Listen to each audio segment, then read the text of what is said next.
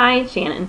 Today is a continuation of my Hoarders Anonymous series that I have started, and today I want to talk about soap, specifically shower soap.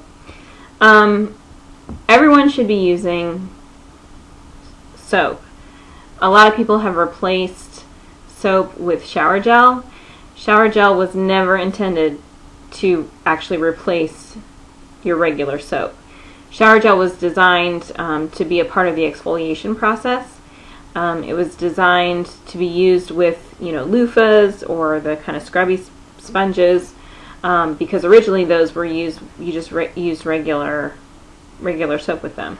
So shower gels were designed to be easier to kind of squirt onto these exfoliating sponges in order to be able to exfoliate the large areas of your body. But it was never designed or intended to actually replace soap. So that's a very important thing to know, because particularly when you're talking about your private areas and places that you tend to have more odor, like under the arms. Shower gels typically are not antibacterial. They don't usually have deodorant properties, and they do usually have a high concentration of fragrance. Now, first of all, the high concentration of fragrance is not good for your private areas, particularly if you are a woman. So it's something very important to know. The skin in those areas is thinner and more sensitive and reacts more quickly to fragrance oils and that type of thing. It also can throw off your pH balance. A lot of women will find that they have more, you can get more infections, such as yeast infections and those sorts of things, when you start to kind of mess around with your pH balance in that area.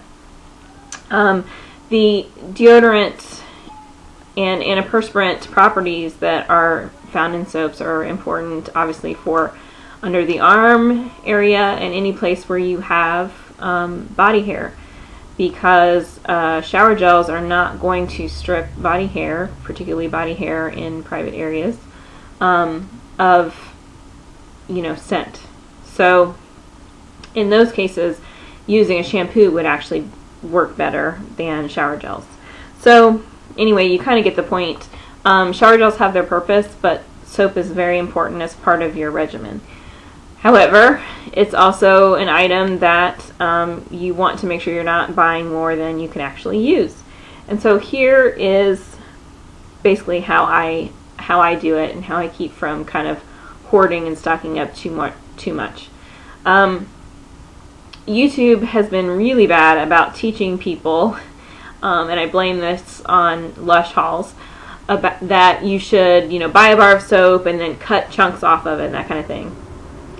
Don't do that. I gotta be honest, that's the silliest thing that I've seen people doing.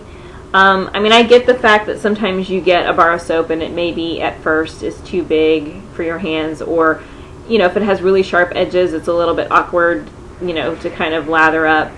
But first of all, you can either use a washcloth to lather it up, and that solves all your problems. But quite frankly, you use it 2 or 3 times and it's going to be manageable anyway. So that whole thing is just silly, and people are like chopping off their fingers and silly stuff, ruining perfectly good knives trying to cut pieces off of their soap. So don't do that. You're wasting your time. The next thing is that we all do like to try new scents, and there's seasonal scents and things like that. Okay, I totally get that. But this idea of buying, 5, 10, 12, 15 different kinds of soaps is just, it's ridiculous. First of all, soap is one of the products that the scent dissipates quicker than a lot of other products. Partially that's because of packaging, and it's just not what it was designed for. So that's the first thing. Second of all, if you're storing those in the same place, the scents are going to naturally start to combine with each other anyway. And so if you've got 10 different smelling soaps and you're keeping them all in a tub or a basket, you're basically kind of contaminating the scent of all of them, because all of those scents are going to start to combine together. So it's kind of a waste. If you want to do seasonal scents, then make sure you never have so much soap that you can't use it, so that when a new season comes around, you're in need of a new soap, and you can then buy a seasonal scent. Okay? It really is that simple. But for those of you that have drawers full, I mean, you've seen these people with the storage that have, like, you know, I mean, I've seen people that have stashes of these different soaps that even if they had a family of 12, they would not get through, you know, in the next 5 years. So there's no need for that. So here's what I do to keep it realistic and keep it simple, but still be able to, you know, try new things. And I can change my scents to be a little bit more seasonal if I want. So basically what I do is I kind of have a main soap, you know, whatever is my favorite soap, that's kind of my main soap. Now I'm not one that, I don't have multiple bars going at the same time. I don't cut hunks off. I open a bar of soap and I use that bar of soap until it's gone, and that's the only one that I use until it's gone. So right now my favorite soap is the Mark Cleanup Time Conditioning Bath Soap. You guys have seen this before. I've talked about it before. I gave it away as, you know, gifts at Christmas, and you guys saw how I packaged those if you've been following me for a while. Now we all know that soap a lot of times, in fact more times than not, comes in multiple quantities or in bulk. You know, if you're a Sam's Club shopper, you're getting, you know, 10 or 15 bars at a time. This comes in, you know, it's a box of 3, which you see I only have 1 left. I have 1 in the shower now. So here's what I do. This is my main soap, so this is kind of the soap that I go back to. It's my favorite. However, I like to try new soaps. I like to try new things, and sometimes people give me soaps as gifts. So how do I use those? Well, I basically change my soap every other bar. So here's what I'll do. This is a soap that was given to me. This is a Strawberry Rhubarb Nature's Drops Glycerin Soap from Secret Cottage. It's one of the Yardley of London lines. Somebody gave this to me as part of a Christmas gift. So here's what I do. My main soap is the Mark soap, so this is what I have in my shower right now.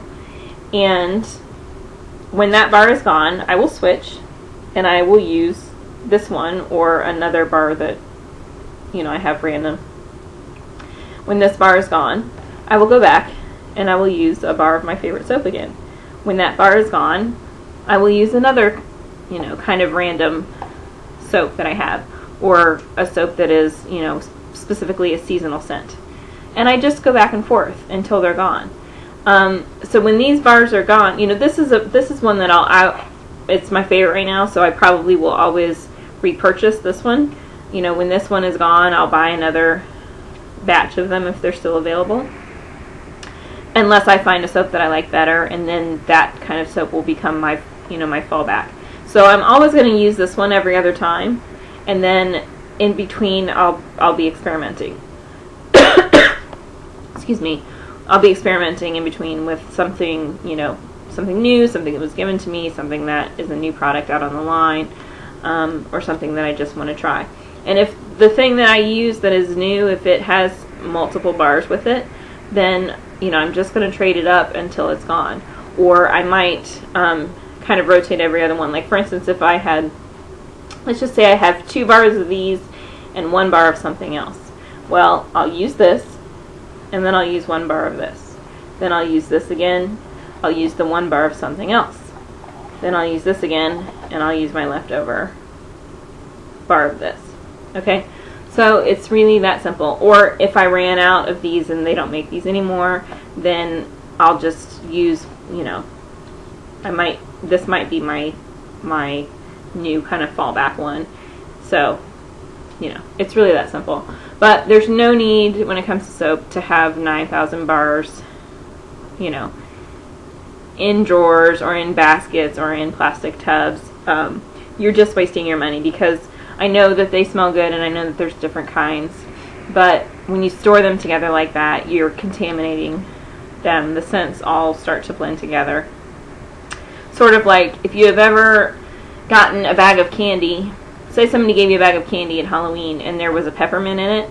Once you have a peppermint in a sealed container with other candies, all the other candies take on the flavor of peppermint. Okay? It's the same idea with soaps. when you combine them all together, they're all going to absorb, you know, whatever the strongest scents are, they're all going to start to absorb that scent anyway, and they all kind of cross-contaminate, and then you end up with, you know, 40 bars of soap that all basically smell the same now. So you're not even getting the benefit out of it anyway. And stop taking the risk of chopping your fingers off to chop off little pieces so that you can constantly switch your scents. It's just soap. Soap wasn't designed for the scent to really linger on your skin anyway for a very long time, or to be that potent when you're out of the shower anyway. So doing that really is just, you know, it's just kind of a waste. And it's really just kind of a marketing ploy to get people to do exactly what I'm saying not to do, which is constantly come back and buy more and more and more and more and more. So just don't do it. Just unwrap the bar of soap and use it until it's gone. It really doesn't take that long when you use it every day.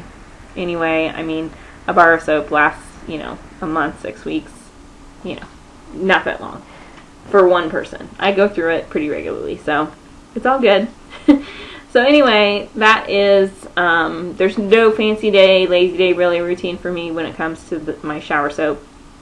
I do use soap to shave. I didn't mention that. I haven't mentioned it before, but I do use soap to shave. I don't like shaving gels. They clog your razor. It takes you 20 times as long to shave because you have to constantly rinse your razor over and over and over and over and over again. I'm 36 years old and I have never cut myself shaving, and it literally, to do my legs, I mean, if it takes me 2 minutes, you know, it's super fast. So, and it doesn't dry my skin out because I put lotion on when I get out of the shower. I don't have any problems with any of that. So, I do use soap for shaving. So I also save money there because I don't spend money on shave creams. I just don't like them. I don't think they work. I think they're a waste of money. And I think that they're the cause of a lot of people's major nicks and scrapes while they're shaving. So, you know, a lot of people have problems with the red bumps, kind of razor bumps and that kind of thing. Usually that's because of one or two things. First of all, it's usually either because your razor is becoming too dull, and instead of slicing through the hair, it's kind of ripping the hair out and you're aggravating your skin. The other reason a lot of people get those is because it's essentially the hair follicles are becoming infected. So if I'm using a soap, especially antibacterial soap, versus shower gel or shower cream, which doesn't have any of those properties, I'm killing the potential bacteria that may be that might be getting into, you know, the hair follicles, you know, into the pores there. Anyway, and so I do sometimes have problems with ingrown hairs where the pores on my skin just, you know, my skin is really baby fine, where there just isn't enough room for that hair to kind of make its way out. There's no kind of clear path for it to go. I do sometimes get ingrown hairs, but I also those don't tend to get really infected with me either, and I believe that is because I use actual soap on those areas, and you know, especially soap with antibacterial properties, it kills bacteria. So those areas just don't get infected. So I don't have a problem with the hair follicles, even with a dull razor, you know, getting infected because I'm using soap. I think that's all I can think of to tell you about my soap regimen. So anyway, this is what works for me. So if you have any kind of routine that helps keep you from sort of, you know, hoarding products, let me know. We're interested in hearing. And I will talk to you later. Bye. Watch for more of these videos. They're coming up.